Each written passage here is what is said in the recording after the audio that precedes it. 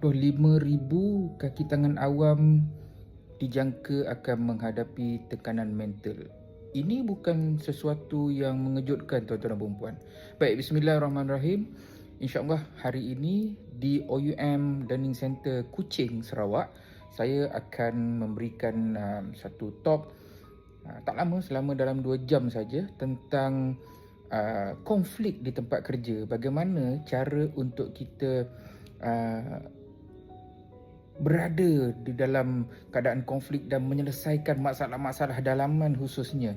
Tuan-tuan dan puan-puan, konflik even at stress level pun, kalau kita tak menanganinya dengan cara yang betul, kalau kita tidak solve the issue, melihat kepada solusi kepada isu-isu tersebut, ianya akan membiak dalam diri kita, dalam organisasi kita, dan keseluruhan akan tumbang.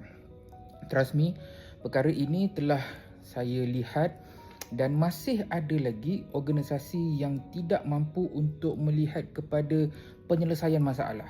Okey, dibiarkan konflik itu berpanjangan, dibiarkan konflik antara pekerja sesama pekerja, pekerja sesama majikan itu terlalu panjang sehingga menyebabkan produktiviti organisasi tersebut menurun, rasa seronok bekerja tu tak ada dan sebagainya. So we are talking about mental health here, dan ini adalah perkara yang sangat-sangat penting. Okay, mental health ni sama pentingnya dengan kesihatan fizikal kita.